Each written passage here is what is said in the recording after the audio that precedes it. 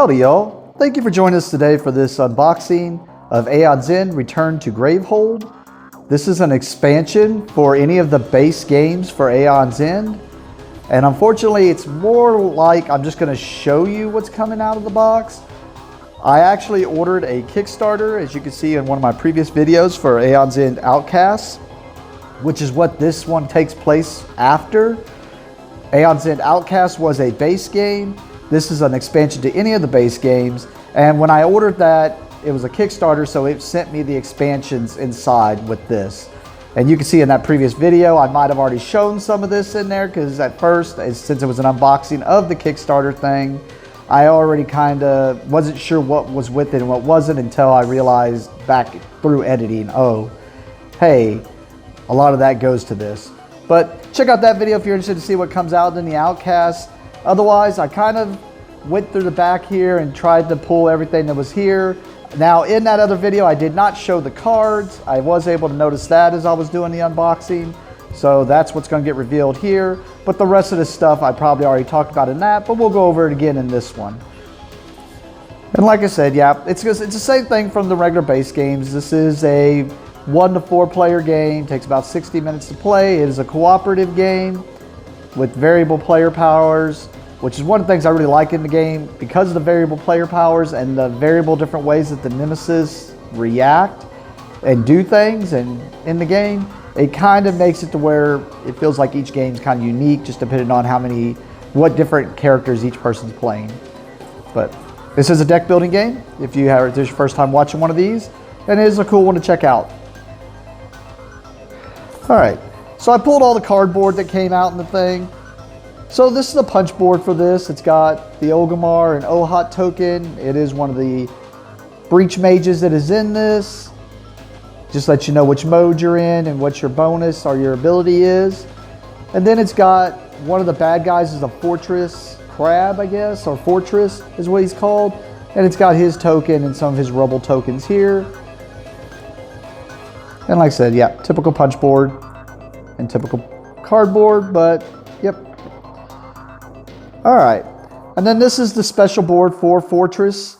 That's the reason it's got him on the back. It's gonna have something to do with his unique rules, and you'll be using these tokens to kind of on this board do things. So we will see how that goes. All right, and this has 2 bad guys in it, or 2 nemesis, I should say. It's got the Burrower. And here you can kind of see it's got his Unleash ability, it's got his increased difficulty, his additional rules. And then just like on the back typically, it's got his setup and a little story of somebody talking about him. Then we got Fortress here with his Unleash ability and his increased difficulty, along with his additional rules. Then we got his setup,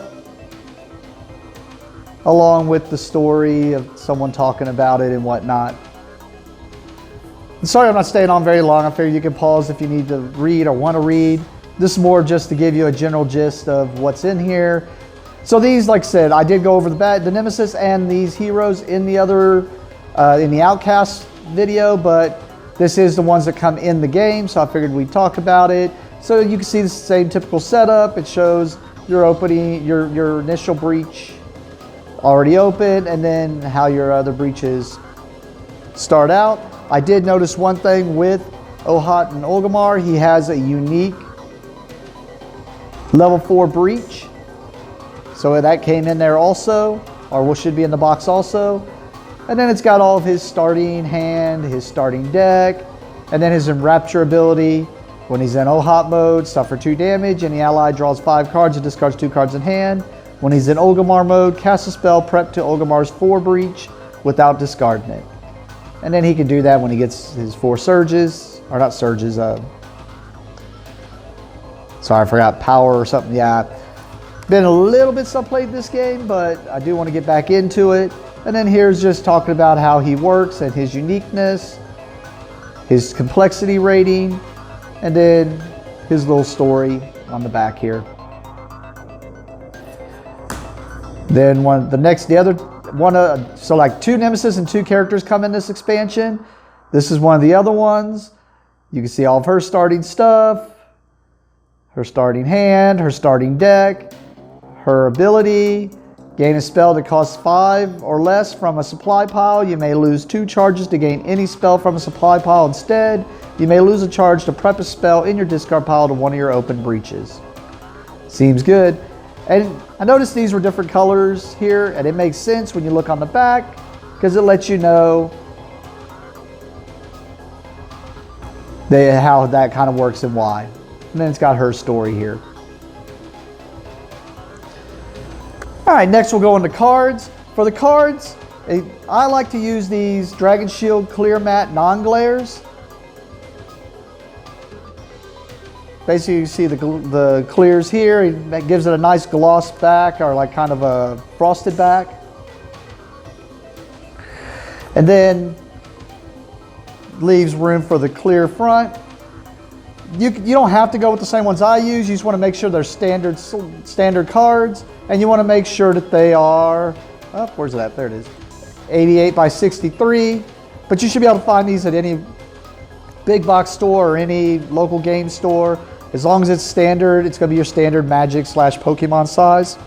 So I like to use the clears for just the normal cards, but another difference I like to do is I like to do the clear reds for the Nemesis cards. Just makes them stick out a little bit more. And you can usually find those in the Dragon Shield also. And if you want to go the extra step, one of the other things I do is I like to get the clear blues for the randomizers. It just helps keep things separated. We're going to go through the cards here then now. Right off the bat here we have one of the new gems, Glass-Eyed Oracle here. Seems pretty cool. There should be 7 of these. Oh, I assume this was a relic, or a gem I meant, but it's not. I should have just read on the bottom. It is a relic. So that means with the relic, it basically, there should be 5 of these, because this is just one of the relics that you can get in the game. Then we have a spell here, Cleanse. Pretty cool. There should be 5 of these. There are. Then we have another spell, Memory Break. There's 5 of those.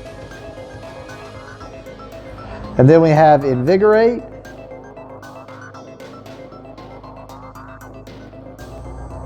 Oh, this is her unique starter. Just noticed, sorry. Shower of Coals, OHOT mode. So this is OHOT's unique. Cast, suffer 1 damage and gain 2. Olgamar mode, cast to deal 3 damage. Then they have this thing, I have not got to play with this yet. It's one of the things I'm looking forward to with Outcast, and I got New Age also and haven't got to play with it yet. But they got treasures you get. And this is one of the new treasures you could possibly get.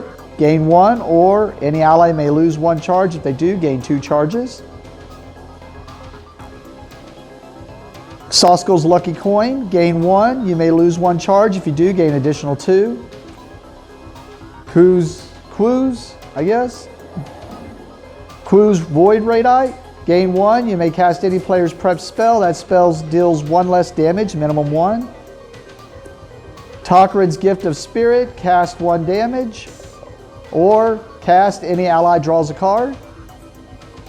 Then Gygar's Tsunami, cast, deal 1 damage. You may lose 1 charge. If you do, deal 3 additional damage. And then we got Energized Husk here.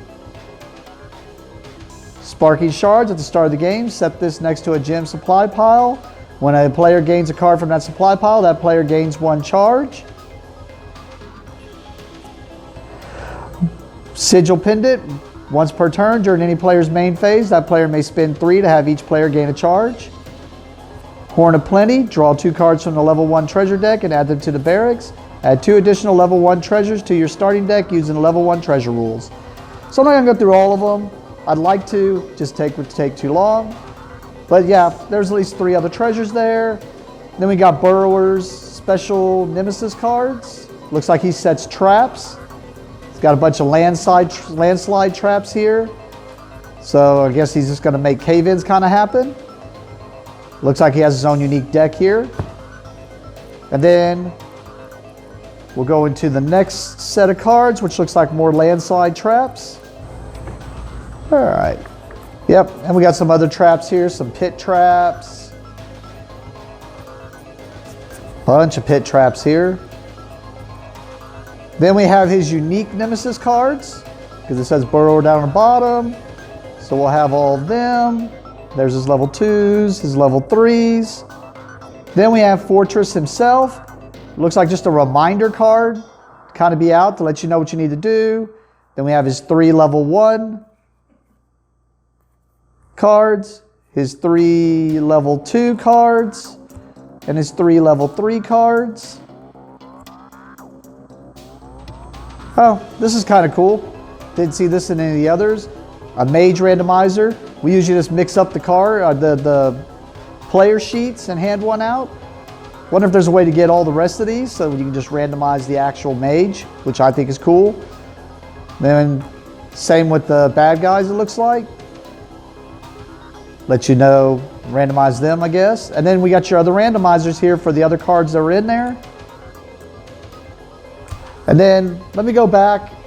I did not stop on Pit Trap for Burrower and Landslide Trap. And then we'll go through, I'll stop on each of Burrower's cards. I guess I should have done that. Sorry. Kind of forgot how I was going here and kind of got myself in a little bit of a rush, but here's Collapsing Earth, Shard Breaker, Unstable Ground, Portal Maul, Quicksand Lurker, Targeted Disintegrate, Magic Eater, Redeploy, and Unravel. All right, yeah, we'll definitely get this to the table. I definitely want to see how this goes. Definitely want to try this all out. This also goes into that Outcast where it has the Expedition mode, which is always fun and cool. So we'll get this to the table, get it all mixed in, maybe even do some playthroughs on the camera. Yeah, if you like what you saw here, make sure to hit like, subscribe, hit that bell just so that you can know when I make all the other videos. Other than that, thank you for joining us and have a great day.